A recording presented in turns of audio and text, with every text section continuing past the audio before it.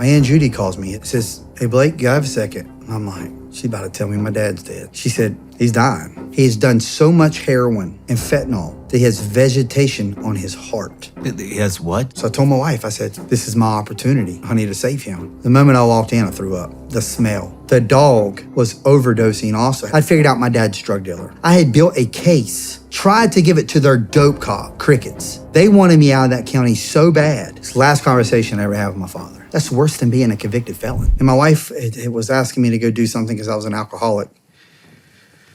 So I was training a team one day, and my Aunt Judy calls me, my dad's sister. And says, "Hey, Blake, you have a second?" And I'm like, damn. She about to tell me my dad's dead. I've been waiting on that phone call every day. I have my phone in my hand all the time because I'm waiting on the call. I'm like, "Is he alive?" She said, "Yeah, he's alive." I said, "Well, okay, well, what's going on? Why are you calling me? I'm in the middle of training." She said, "He's dying. He's laying in the bed at his house with Melissa, his stepmom. And she's a really bad drug addict too. And she was so concerned that he's dying that she called the police for help." Man, where I grew up, those boys don't know how to be cops, and we'll get into that. They failed me. So I said, "Hey," I said, "What do you mean?" They said, "Well, he walked in, they saw needles and everything everywhere." I'm saying, they try to do a what do they call it? Like a self-check, like a hygiene check or whatever on a person, well-being check. I said, "He's on probation for hitting 4 cop cars on the side of the road, high. But he's on like a probation, not in jail, but on probation." I'm like, "Is there needles in the house?" Yeah, they said they saw needles. Okay. They need to take him to jail, get him out the environment. Well, it was the police chief. There's only like 3 people in that apartment. Well, they say there's nothing they can do. I'm like, "What are you talking about? He's a drug addict, syringes everywhere. He's on probation. It's drug paraphernalia. I don't care what it is. I don't care if it's 1 orange cap. Take him to jail, because if he goes to jail, they won't take him. They'll make him go to the hospital before they can intake him. So they'll force him to get medical." They're like, "Oh, Blake, they said there's nothing they can do." I'm livid. I'm like, "What do you mean there's nothing they can do? That's your job. You just don't know what to do is the problem. You don't know how to be a cop is the problem." So I'm like, I know his probation officer. So I call him up. I'm like, "Hey, my dad's dying. There's drug paraphernalia everywhere. The police chief went in there, saw it. Nothing they can do." I'm like, "Can you go check on him tomorrow?" He said, "Yeah." Went and checked on him, found all the needles, revoked his probation, took him into his office. My dad calls me. He's like, "Mate, he's high as a kite." I'm like, "Hey, Dad." He goes, "Blake, you have to help me. They'll listen to you." I'm like, "Hey, man, you're going to jail." "I don't want to go to jail. I don't want to go to jail." I'm like, "Hey, man, you're going to jail. Like, I can't keep doing this with you. You're going to jail." So I hang the phone up. And I have a breakdown. And I'm like, "Oh my God, Blake, if he goes to jail, he's going to get bare minimum care. He's going to die." So I call him back. "Hey," I'm like, "Can he go get," I say, "He's dying. He needs real medical help. Can we convince him to go to the hospital? Then he can go back on probation at the house or whatever. But let's see what's wrong with him." He said, "Yeah, we'll do that." Took him to the hospital. Man, he was there 2 hours. They lifelined him to some hospital in Roanoke. Next day, he's having open heart surgery. He has done so much heroin and fentanyl that he has vegetation on his heart. He has what? Vegetation. What does that even mean? Mold. Because drug addicts they use faucet water with bacteria. So he had shot up so much that the bacteria in the water had went to his valve and started creating mold. That's how much heroin he was doing. Holy shit. So he had open heart surgery. He dies in surgery. They bring him back to life. They give him a second chance at life. Doctor calls me, he's like, hey, he's got like less than 5% chance to live. I'm like, because I'd had a conversation with him. I had a conversation with him afterwards. They're like, he'll wake up, blah, blah, blah. But like, we're not sure. And he was mumbling. He's like, all I heard was cremate me and spread my ashes on the hill. The hill was, his house was built on a slope. And that was the hill. That's the hill that we played on as kids. And that's all I heard. And I was like, oh my God, he's going to die. I'm like, Nicole, he's going to die. And dude made a miracle. Just like, he was a miracle.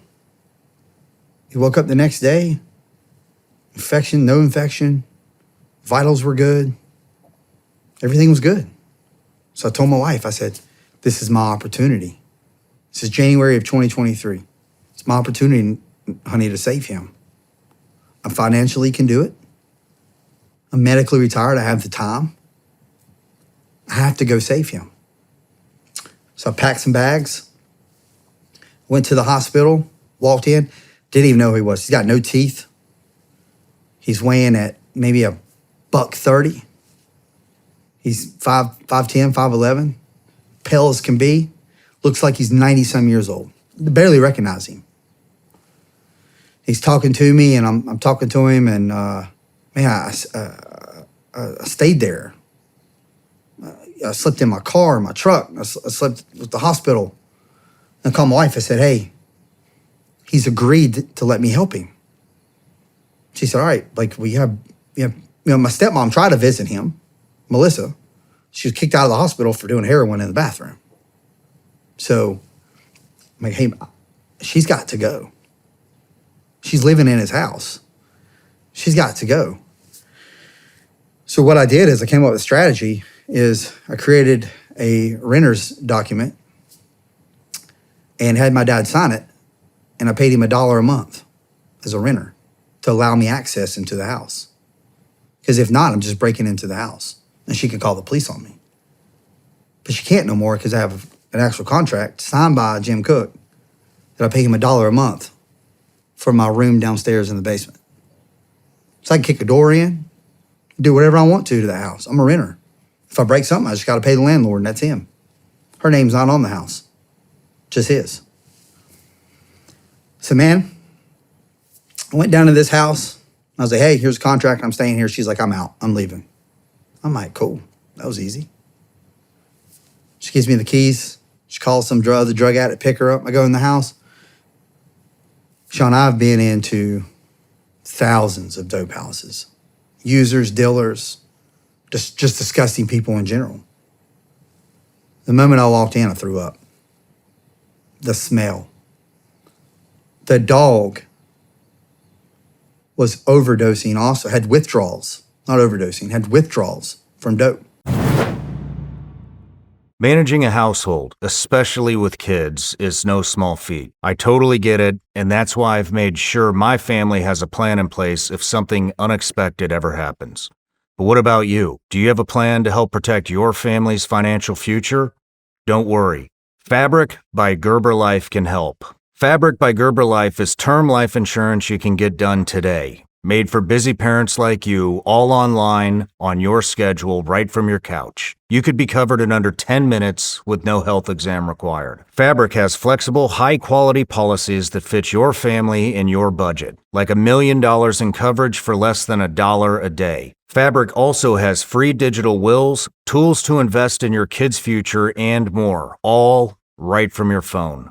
Join the thousands of parents who trust Fabric to help protect their family. Apply today in just minutes at meetfabric.com/srclips. That's meetfabric.com/srclips. meetfabric.com/srclips. Policies issued by Western Southern Life Assurance Company, not available in certain states. Prices subject to underwriting and health questions. There was a mop bucket full of water, diarrhea water, where she had tried to clean it up, but it's just sitting there for days. Diarrhea all over everything. The dog at one point had been chained to something in the door in a back bedroom with carpet, and there was just shit and pee everywhere. And I'd found out that the dog had been chewing on syringes and it was getting high. And they haven't been using there because she'd been staying with somebody else. He's been in the hospital. So the dog's having withdrawals. I'm like, man, I got to clean this house. I spent thousands. My childhood best friend and my cousin on my dad's side, name's Josh Lumbo, phenomenal human. Knew I was in town. I was actually staying with him. I couldn't stay in the house. I'd get sick. I'm on my hands and knees. I spent hundreds of dollars on cleanup stuff. I'm like shot back in diarrhea, ripping up carpet. He shows up and helps me clean this whole house. Most disgusting house I've ever been in. And we had it spotless. And she was gone. I was still visiting my dad. I was making the house. I fixed the steps. I went and bought him a bed to bring upstairs. I didn't want him sleeping on a dirty mattress. We got him brand new everything. And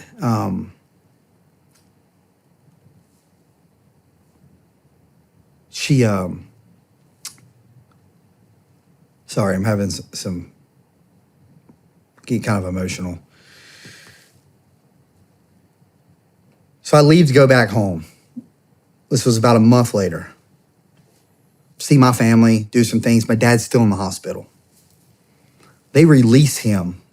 I get home on a Friday. They released him that same Friday. They weren't supposed to. They weren't supposed to release him till the following weekend. I was going to pick him up. So he had somehow convinced somebody something.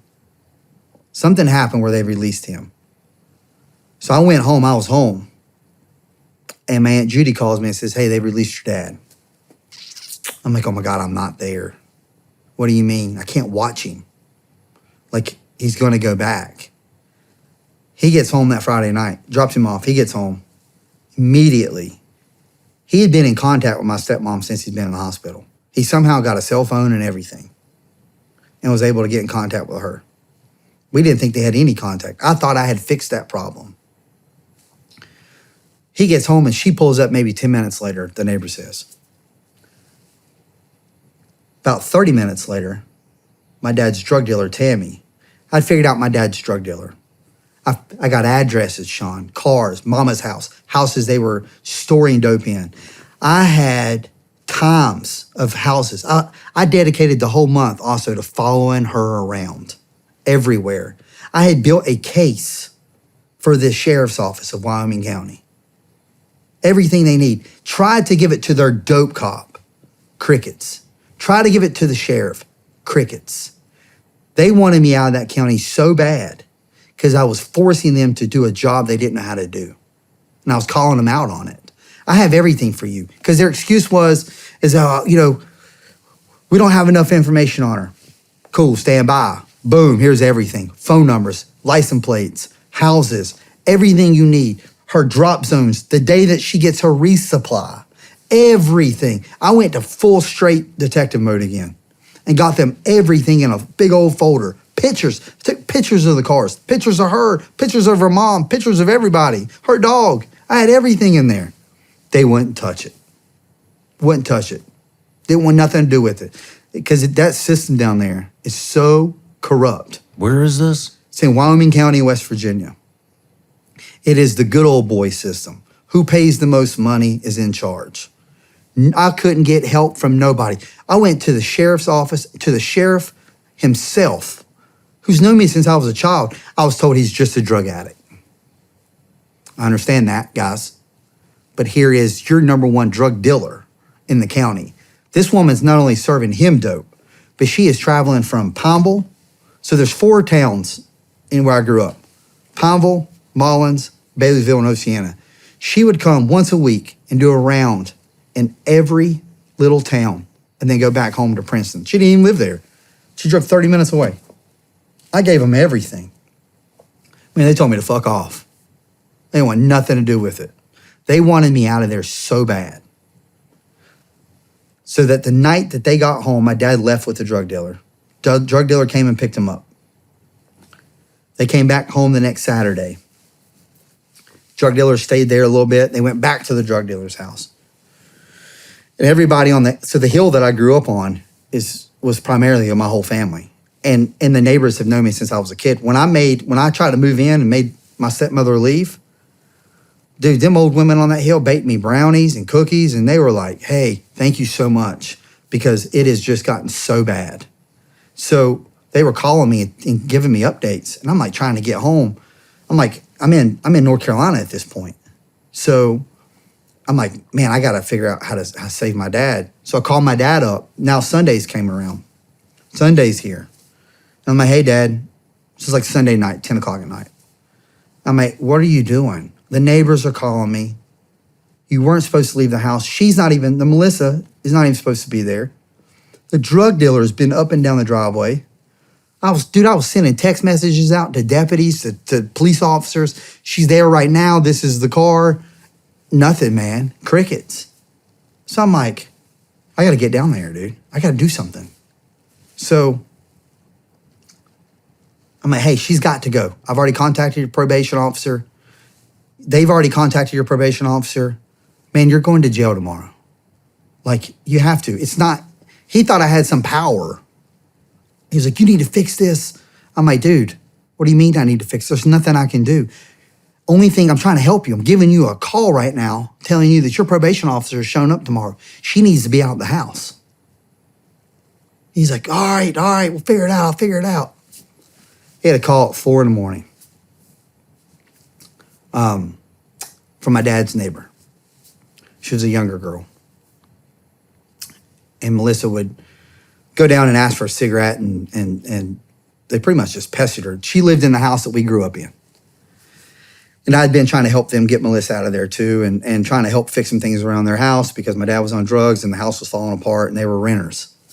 And she called and she says, Blake, Melissa called the cops on you.